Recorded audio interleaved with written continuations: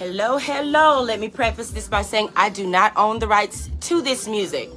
But tonight we're talking about signs that people are trying to control you. So I hope that you like, share, and tag someone in this video, and let us all be informed.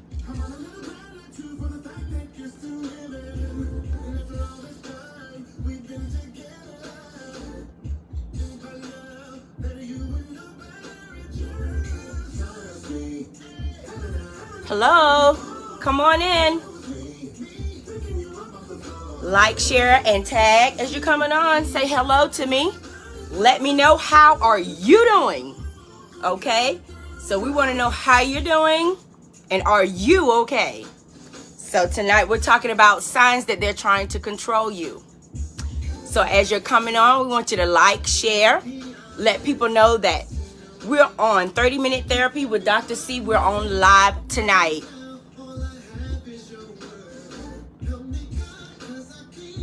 We'll get started in a few seconds. If you're on, say hello to me. Let me know you're watching.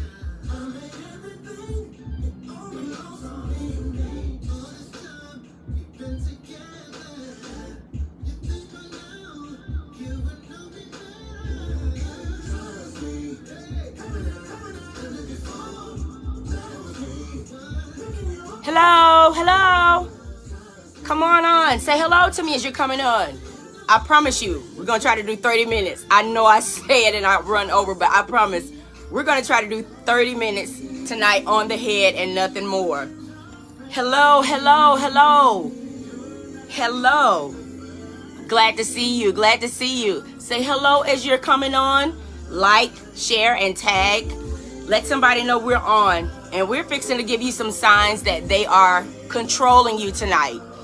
These are subtle signs that you just may miss, but people are trying to control you and you need to know why. Hello, hello, hello. Awesome, awesome, awesome. So I guess we can go ahead and we will get started. Let me turn off my automatic DJ, which would be me. All right. So tonight we're talking about signs that they are trying to control you. We do know that the spirit warreth against the flesh, as the Bible says. And so there are always spirits that are battling, trying to control us. But we also may have some people in our lives that may be trying to control us. And we could be just so used to their personality that we don't even recognize that they are trying to control us. So again, tonight, I'm going to give you some signs that people are trying to control you. I want you to put down below. Let me know if you're okay. Let me know how you're doing tonight and do your check-in. Let me know if you had a great day. Let me know if it was, could be better, or just throw the entire day away. So that is what we're doing tonight. Let me know how you're doing. And so we're going to go right into this. So the first way that you can know that somebody is trying to control you is if they are calling all of the shots. If they're calling all of the shots, what does that mean? Simply put, controlling behavior can look very basically like controlling all of the decision making in the relationship, whatever type of relationship you have with the person. And this can include everything from trying to decide where you're going to go, what you're going to eat, what you're going to order, even who your friends are.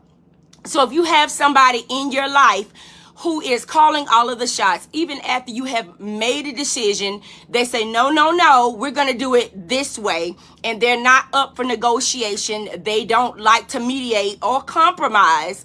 Then you may have somebody in your life that is trying to control you. So again, if you have somebody, the first sign is that they're calling all of the shots. Everything has to be run through them before anything is permanent and final. And they have the say so about how things run, when they run, who runs it. That person could be somebody that's trying to control you. So the second way that you would know that someone is trying to control you is that they disrespect your privacy and your boundaries. Yes, I know that all the time we don't look at that as somebody trying to control us.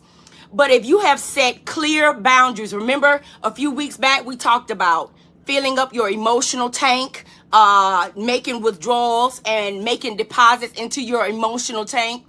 If you have someone and you have clearly outlined your boundaries and you have stated the need for privacy in certain areas, and that person or those persons clearly violate what you have asked them to do, then you have somebody in your life that is trying to control you. And so it can be a parent, it can be a friend, it can be a spouse. Disrespecting other people's boundaries and privacy is in fact a controlling behavior. And you can see it sometimes in parents who take the doors off of their children's room. And for example, you can have a partner or a spouse that repeatedly denies your need for a long time or even for space. If you're telling somebody, I need space right now, I just don't want to talk to anybody right now, and they violate your request, then you have somebody that is trying to force their will onto you. And that's exactly what controlling is when somebody takes their will and what they want and what they desire, how they desire it, and they force it on yours as if your desires and wills do not matter. So again, the first one was if they're calling all of the shots. The second one is disrespecting privacy and boundaries. You cannot allow people to push you past your boundaries. If you know that you have not had any sleep all day, and you said, I'm gonna go home, I'm gonna take a shower, and I'm gonna get in the bed. That is a promise that you made to yourself to keep yourself healthy. So if a friend calls and they say, hey, I need to talk to you, and you say, wait a minute, I'm going to bed early, I'm tired, I haven't had any rest. If they continue to say, no, don't get on the phone, stay on the phone, I need to talk to you, listen, they will even, this is another one, try guilt tripping. Guilt tripping. People will guilt trip you.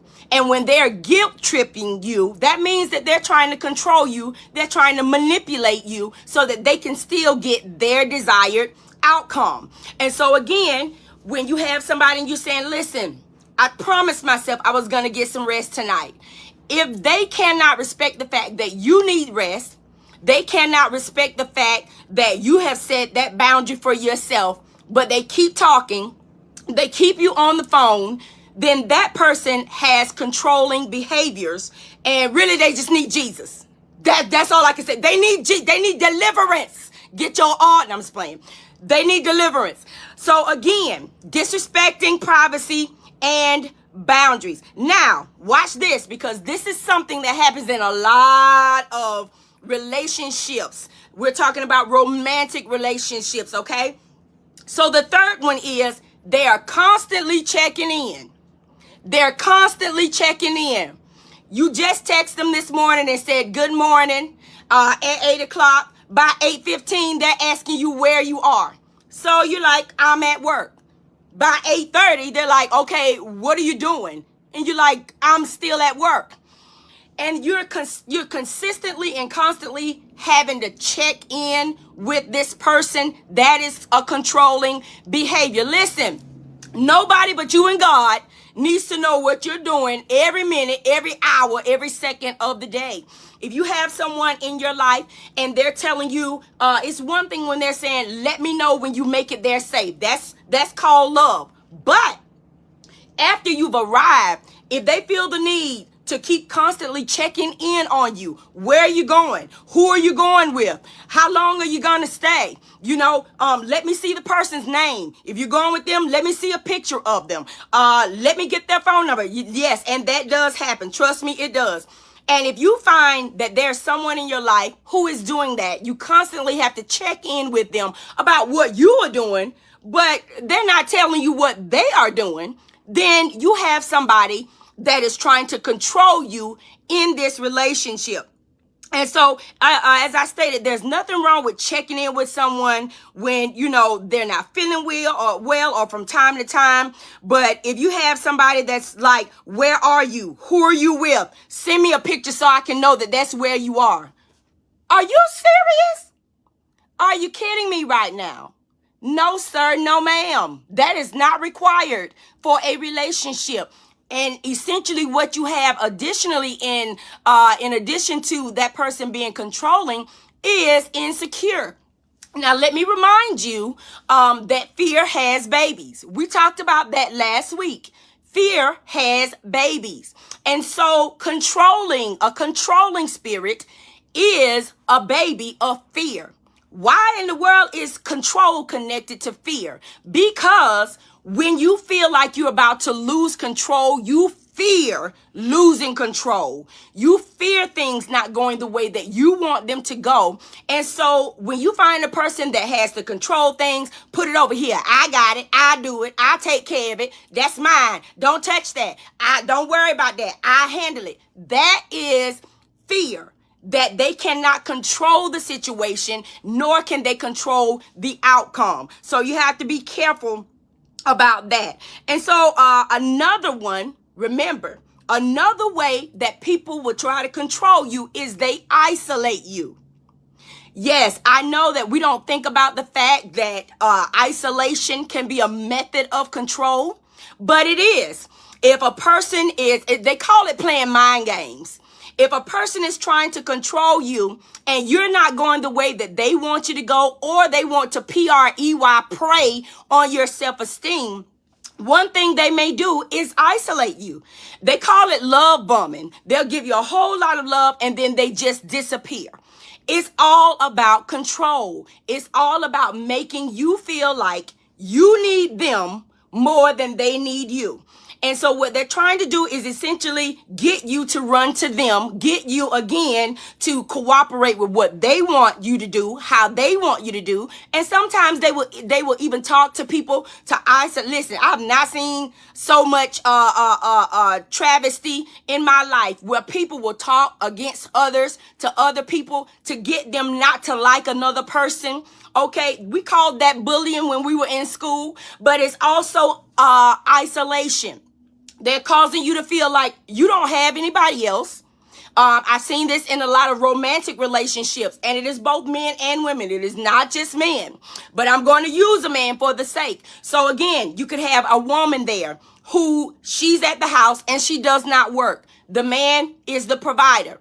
Okay, so one method of control would be that, okay, if you don't do what I want you to do, how I want you to do it, I'll make sure you don't have any money because I'm the breadwinner. We both know I'm paying all the bills and you don't have the money to do what you want. So if you don't want to do what I say, then I just won't give you any money. I'll cut you off and I'll isolate you from the resources. So you have to be careful about people who are trying to isolate you, because that is another form of control. We did talk about guilt tripping already. We talked about guilt tripping. Now, this is something that you have to really be careful about, because people will try to make you feel guilty for sticking to your own boundaries.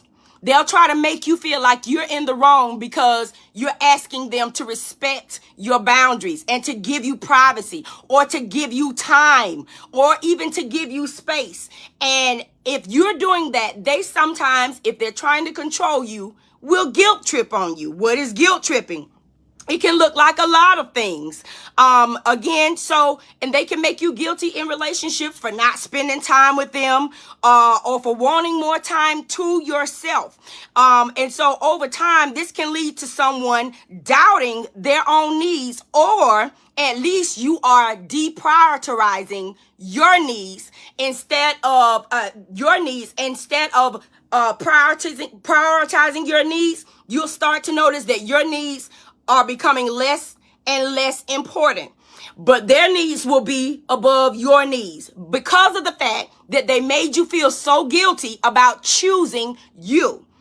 I told you a couple of weeks back, you have to choose you and be okay with choosing you. Because people are not in your shoes. They don't know when you're telling them that you're tired. They don't understand how tired you may be. And so again, they will say, well, you know what? I've always been there for you. You mean to tell me that you can't be there for me this one time? Yes, I will. But after I get some rest. Can I get some rest first? When I awaken, I will call you. No, that's okay. I don't have anybody to be there for me. And so I guess I can just add you to that group. You're not there for me. I'm all by myself. I'm going through this by myself. That's okay. If you're hearing comments like that, that person or those persons, they're guilt tripping you, and that is a method of controlling you. So you definitely have to watch out for that. I'm going to give you one more. Let me see. All right. So jealousy is a form of control. That's right. Jealousy is a form of control, because jealous behavior can range from harmless to extreme. And when someone is jealous of you, they're going to do everything that they can, number one, to stop you. They're going to do everything that they can to make you look bad. Jealousy is something else, but envy is simply the time when jealousy turns into hate. That's what envy is. You have people that are not just jealous of you, they envy you. They envy you. They hate all that you stand for. And just the essence of who you are seems to get up under their skin.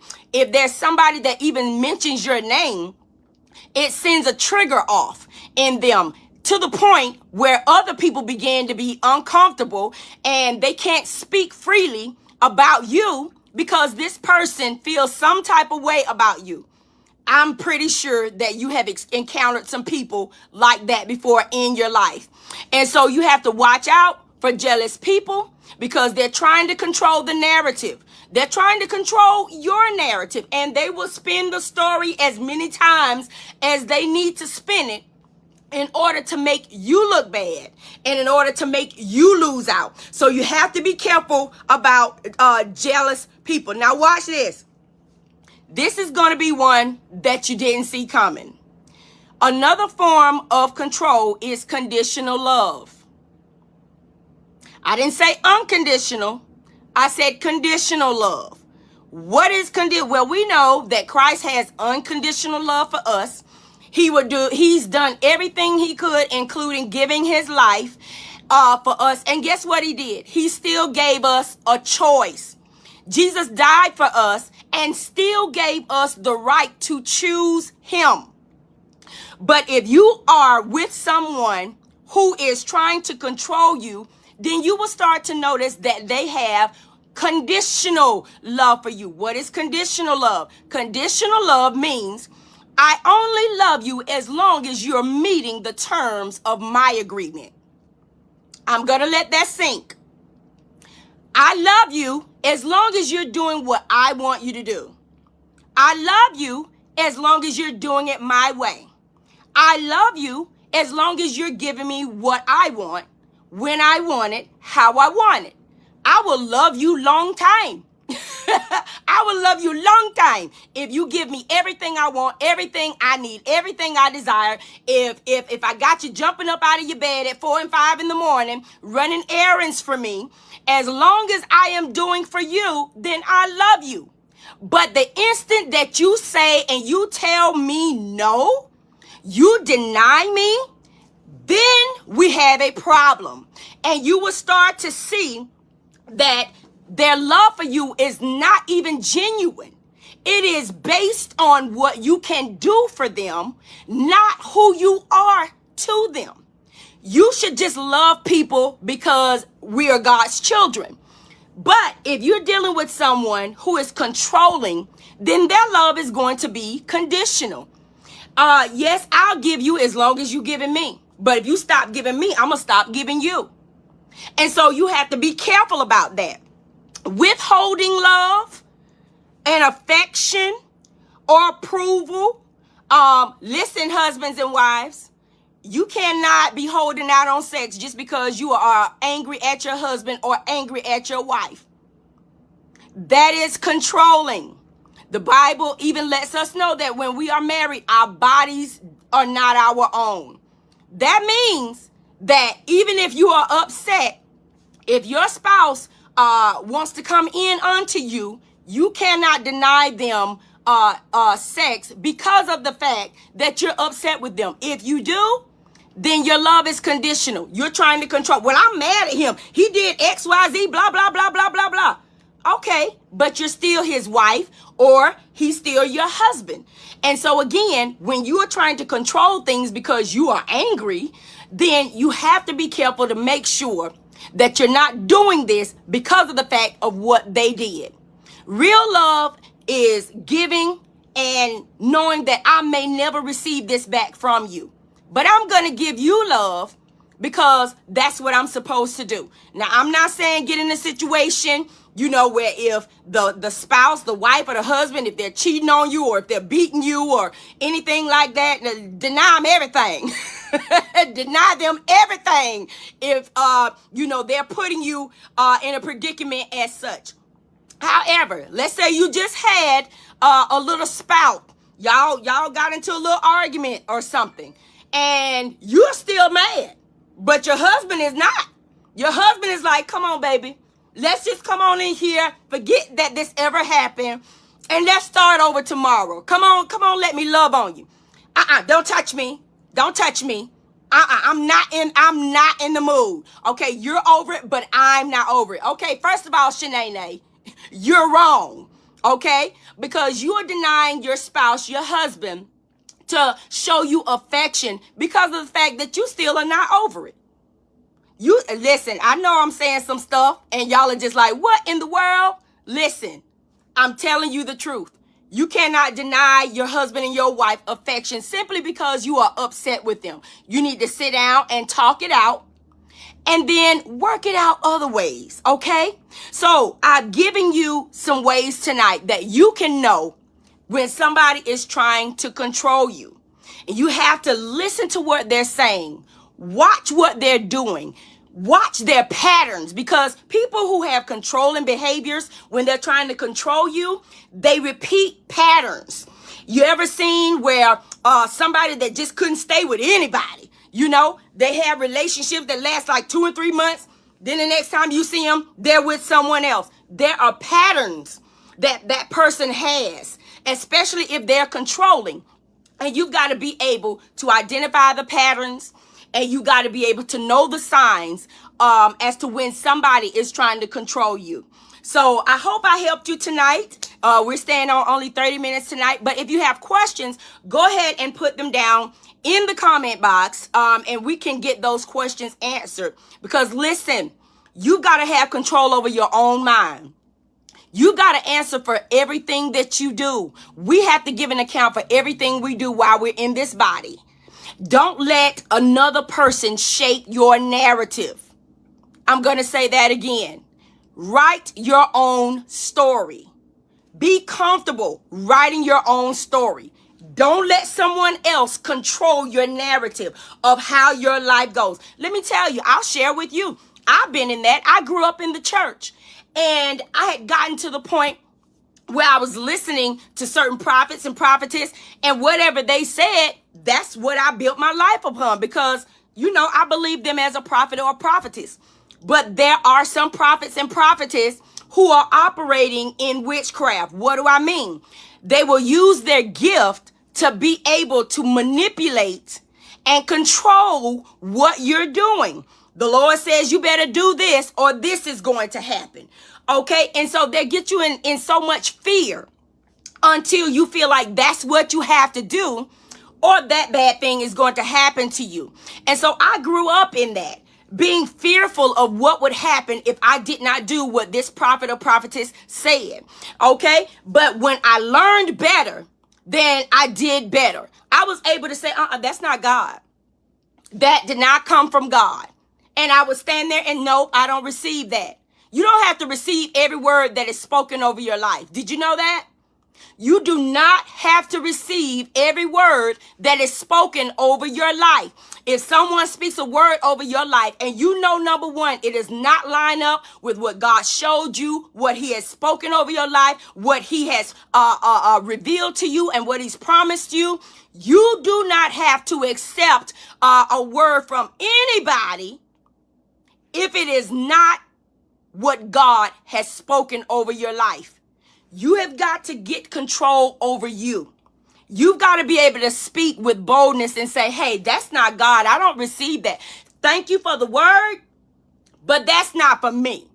Okay? Because that's not what God told me. That's contradicting what he showed me. This is why a relationship with God is so essential, because when you encounter people who will use their gifts to manipulate you, and I might have to do a whole nother live about that.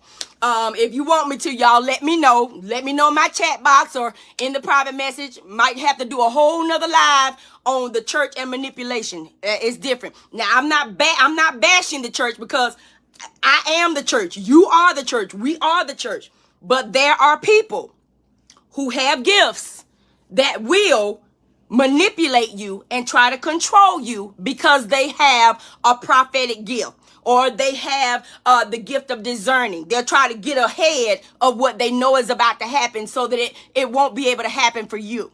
So you definitely have to be careful about that. And again, don't be afraid to say, that's not for me. That's not God at all. Thank you for the word, but I can't receive that, sir. I can't receive that, ma'am. Because of the fact that that is just not for me. It may be for somebody else, but it's not for me. So again, know the signs. Know when they're isolating you. Know when they're giving you conditional love because you have stopped giving them and doing everything that they want you to do. Know when they're trying to guilt trip you. You got to know the signs. Know when they're trying to be the one that's always calling the shots. Nobody can make a move until so-and-so gets here. Well, we have to wait till the pastor gets here. Okay, but has the pastor not equipped some of you all to make decisions in his or her absence? If they have equipped you to make decisions in his or her absence, then make them with confidence. But there are some pastors that don't let anything happen except that they are there. I'm telling you, it's all control. You have managers like that. They call it micromanaging. Even in the workplace, it's called micromanaging. They're always checking behind your work. What is coming to your desk? What are you doing? What are you looking at? What are you reading? How long is that going to take you? Okay. And so if you have someone at your job that is a supervisor above you and they are micromanaging you, you're starting to notice those signs. Yes, that is a person that is trying to control you. They're not trying to support you. They're trying to control you. So I hope that this has been helpful. If you want to sow a seed tonight, sow the seed by sharing this broadcast. Share it with your sister. Share it with your brother. Share it on somebody else's page. Share it in a dating page. Let people know that, listen, hey, you got to recognize when they're trying to control you, and you got to get ahead of them, because when you get ahead of them, that lets them know that you're on to them and they can't control you anymore. Listen, I hope that you all have enjoyed this. I hope you've gotten something from it. And I think I did my time tonight. I think I got right there at 30 minutes. So again, I want you to be in control of who you are. Be fearless. Be powerful. And make sure God is getting the glory out of your life. Until next time, this has been 30-Minute Therapy with Dr. C, and you don't control me. Listen, I love you all.